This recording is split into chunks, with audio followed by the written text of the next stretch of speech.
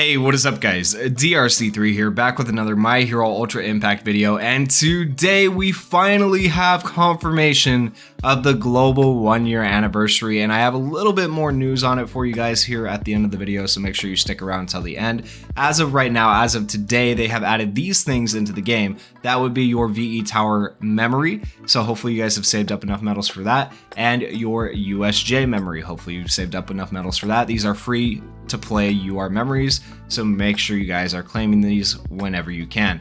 Additionally, in the game right now, they have just released the new VE Tower Speed Stage SS difficulty, so make sure you guys are trying out SS difficulty for the first time and you are trying to place into it. That way you get those free hero gems and free rewards that come with VE Tower. And then they also kind of surprised us with new case file chapters. We have chapter 3 of Spirited Away, which is awesome, because now you are able to get the beta orb for Najire, you are able to get more pieces for Najire, you're able to get a DX piece for Endeavor and a DX piece for Najire. So they're basically letting us fully 120 the Endeavor and the Najire SR characters for free, which is just really awesome. So make sure you guys are doing your case files, make sure you're grinding them out. And once again, if you've never done case files before, I would remind you, try not to refresh multiple times in a day and waste your hero gems. Just take your time, because you will eventually be able to complete the case file just by doing the daily free refresh that they give you each day. Also, they have added new character stories, and I don't know who these character stories are for yet. I haven't gone and actually looked, but I will be covering them in another video. So if you guys would like to see those character stories, make sure you go down there, hit that subscribe button with the notification bell turned on so you guys can see when those come out. Now for the big news, things that are coming to the game after midnight, because midnight is our current summon. You can look at the bottom left of the screen and maybe guess, but this is something that people have waited so long for. So we have Infinity Stone Deku, we have Infinity Stone Todoroki, and what people really wanted for a very long time was Infinity Stone Bakugo. They've said it's not fair that Bakugo doesn't have one of each type when Deku and Todoroki do. I mean, like, Todoroki is a tertiary character. He's not even a one of the top two characters like Bakugo and Deku. So why does he have the Infinity Stone whereas Bakugo doesn't? Well, they have finally rectified that, and they are coming out with a event and a recruit that will start on the 1st of February and run till the 13th of February, and it's called Succession: A Hero's Pedigree. So this is the event where you will be able to get a free-to-play Gran Torino, and then this is the recruit where you will be able to recruit a brand new UR green Bakugo and an SR Deku, Black Whip Deku, I believe it is. So get ready for that. Get ready to potentially have your first Rainbow or Infinity Stone team of Bakugos in the game. That'll be awesome, but here's the catch. Of course, you had to have pulled the World Heroes Missions Bakugo, because he is the red Bakugo. So if you don't have him, you might be in trouble for completing your Infinity Stones. And you might not be able to get the full Bakugo team of every type. But still, this Bakugo is very interesting. I've looked at his kit a little bit. I'll look at it with you guys here, and we'll talk about how he may or may not be good. But just remember, he is a general pool unit, and the global 1-year anniversary is confirmed to come out right after this banner. So you might not want to summon on him, but of course I will do a passer poll whether he's good enough to summon on in another video. All right, so Bakugo here. He is called Golden Chance Katsuki Bakugo. His plus ultra move is called Armor Piercing Shot Infinity. It's very fitting for what they have added to this character. Deals 700% damage to a single opponent. Medium chance, 35% of burning the opponent for 3 turns, which is good. Increases character's critical hit rate by 15%, but here's the catch, stackable. I do believe that means infinitely as long as the battle goes on. This is stackable. This is our first stackable character, and I remember like when Dokkan did this and they added stackable characters, it's kind of scary because it could go very, very bad. Like, they added stackable defense, stackable attack that just adds up over time. So the fact that they're adding a stackable character into the game, or the stackable effect for the first time, makes me think they might be adding some endgame content, potentially, hopefully, fingers crossed, with the global 1-year anniversary that requires a stackable character, a character that builds up their attack, builds up their defense, so on and so forth as the battle goes on. So maybe we could potentially see the global 1 year anniversary characters having something similar to this. I could be very wrong, but I do, and even if it's not during the global anniversary, I do think at some point in the future we are going to have some sort of event or endgame content where you are going to need this stackable effect or a character like this. Because as it stands right now in VE Tower and PvP, stackable isn't a super useful buff because typically you're clearing the battle within, you know, anywhere between 3 to 6 turns, whether it's PvP or PvE. Next, we have his first action skill, Armor Piercing Shot. It deals 400% damage to a single opponent, low chance 25% of burning the opponent for 3 turns, which is pretty decent. Also increases character's power by 10%, and this is also stackable with a cooldown time of 5. That cooldown time of 5 can actually be lower though, and I'll show you guys what I mean here in a minute, but really his cooldowns are very, very good. His second action skill is Max Firepower, increases character's critical hit rate by 30% for 4 turns, which is just a massive amount, so he's getting 30% crit here, 15% off his plus ultra, which can be stackable, so he can have a lot of crit. Increases character's power by 10%, which is stackable. More power stackable here, 10% here, which is ridiculous. Also increases character's plus ultra gauge by 40%. So this guy is going to be a decent VE Tower unit because he has plus ultra gauge up, he has crit rate up, and because he has low cooldowns. These cooldown times of 5, once again, are not his actual cooldowns, and you'll see what I mean here in a minute. His first auto skill is Swift Burst. When battle starts, makes character ecstatic for 3 turns, also very good. Increases character's critical hit rate by 20% for 3 turns, very good. And speed by 20% for 3 turns. That 20% is just to make him somewhat viable in PvP. I don't think he's going to be like a meta PvP unit. I don't think he's going to be super good for PvP. I could be wrong. Maybe he just stacks enough attack and crit that he actually just kills everybody and one-shots them. But of course, you have to make it to that point, and that might be hard to do in the current PvP speed meta. And then his second auto skill, Nitro Shot, increases character skill impact by 25% when character's critical hit rate is increased, and then also shortens character's action skill cooldown time by 1 for every 3 critical hits. So what that means is you could potentially have a cooldown, let's say we use this move first, you could potentially have a cooldown time of 3 if you land 6 critical hits, and you could potentially have a cooldown time of 4 because you'll be using this the next turn where you land 3 critical hits. So just keep that in mind. That could be very, very good for him. And I don't know if there's a way, maybe with the normal attacks, you could actually decrease it more, but he could potentially have some of the lowest cooldowns in the game for a general pool UR character. So he's actually going to be a phenomenal VE Tower unit. The next character that's coming out alongside Bakugo is the new SR Deku. The new SR Deku is called Musterall Izuku Midoriya. His plus ultra move is called Black Whip. It gives the character persistence for 1 turn, deals 500% damage to a single opponent. Medium chance, 40% of binding the opponent for 1 turn, which is really good for an SR character. Also inflicts some of the damage dealt to the character, shortens character's action skill cooldown time by 1, which is good. Cancels all the character's temporary buffs.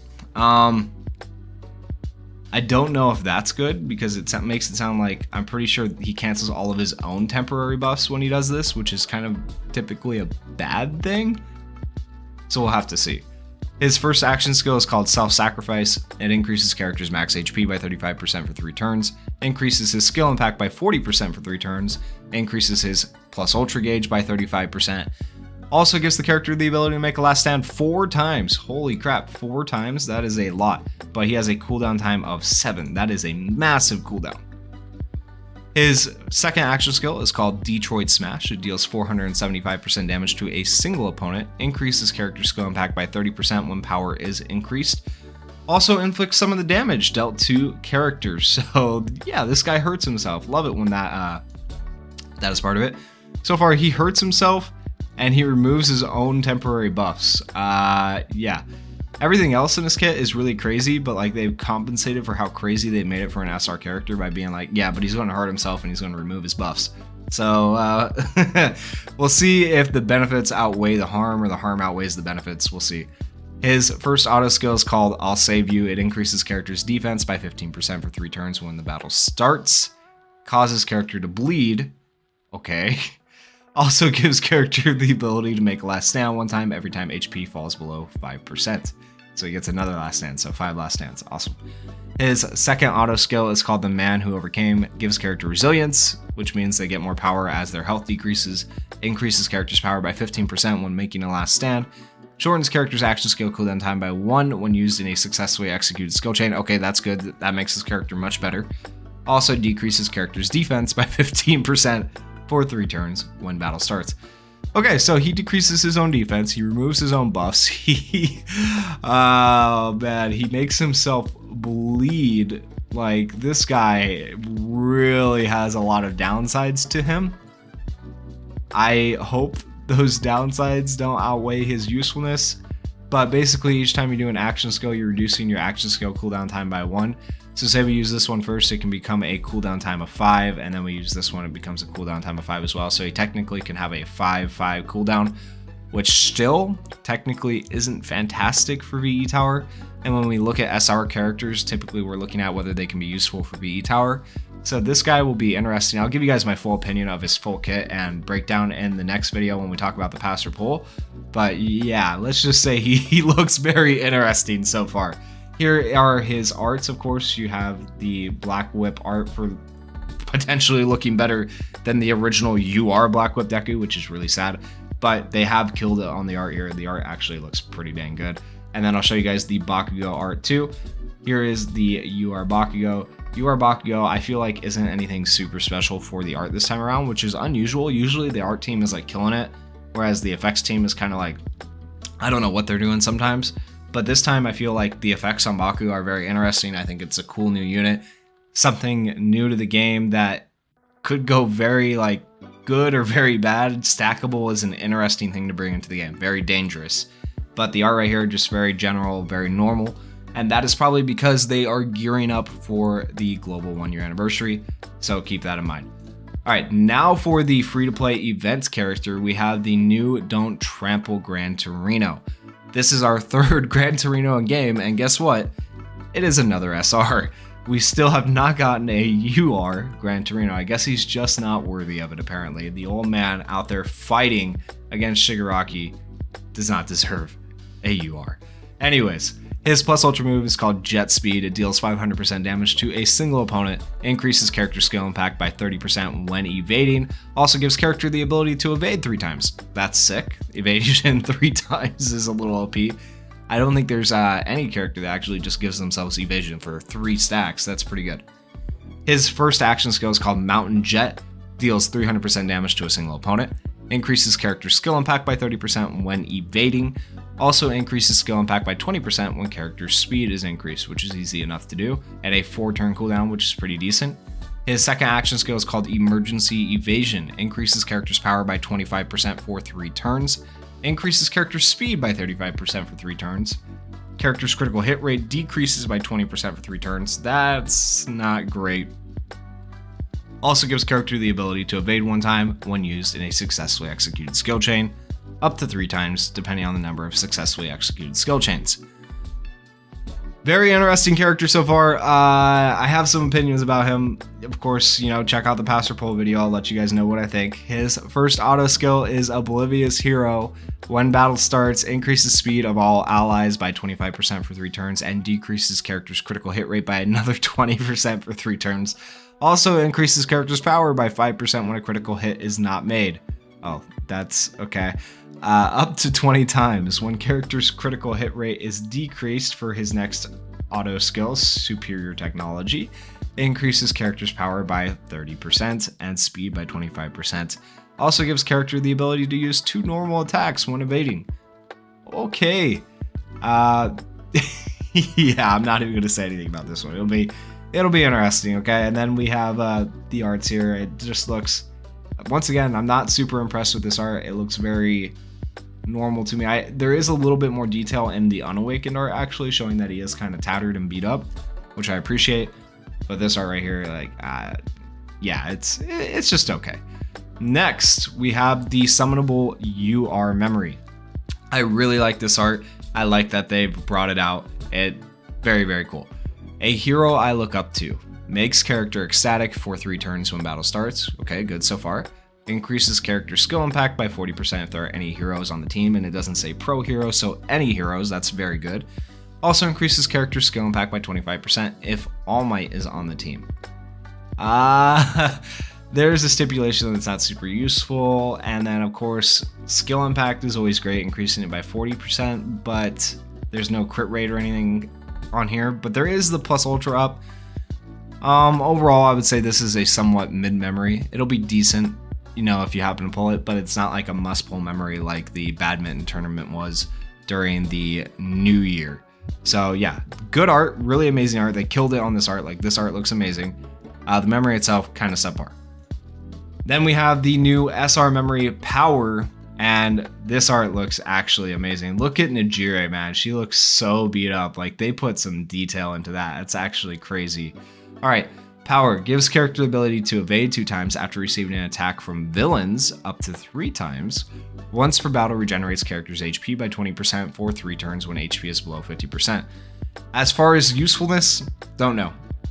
Not sure until we see more villain type events in game to take on. As of right now, not going to be super useful. Maybe in the future it could be a useful SR memory, but for the art alone, I actually want this memory. I might want this more than I want anything else, because literally this is good. This is very, very good. I really do like this art. So yeah, I might have to pull a little bit just to see if I can get this SR memory. All right, and then lastly we have the free-to-play SR memory, Don't Look Back. Increases character's power by 25% for 3 turns when equipped by a UA high student. Increases character's critical hit rate by 25% for 3 turns when there are any UA high teachers on the team. Also shortens character's action skill cooldown time by 1 every 2 turns, up to 2 times. What? This is a free-to-play SR memory? What? This is actually the best possible thing you get out of the summons, out of the events. This is not an SR memory. This is UR memory status right here. What am I looking at? This is, oops. This is actually insane right here. Make sure you guys are farming out this SR memory. This might be actually one of those memories you don't want to fully put into, like, put the copies into DXing. You might want to keep a couple copies of this because it's so good. Increasing character's power, increasing crit rate, reducing action skill cooldown time.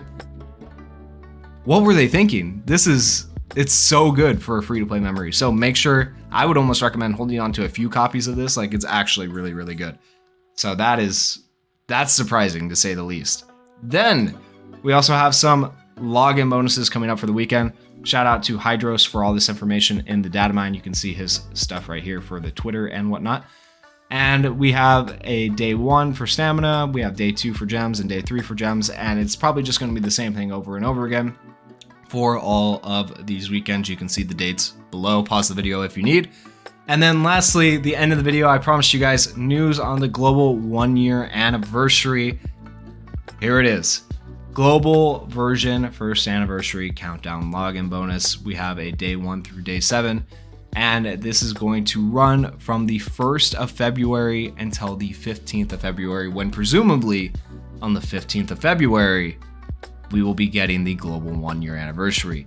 We do not have any news on the characters yet. We do not have any news on the events, if there's going to be any new events yet, but fingers crossed that we will get some new events, and we should have news here in about a week or 2.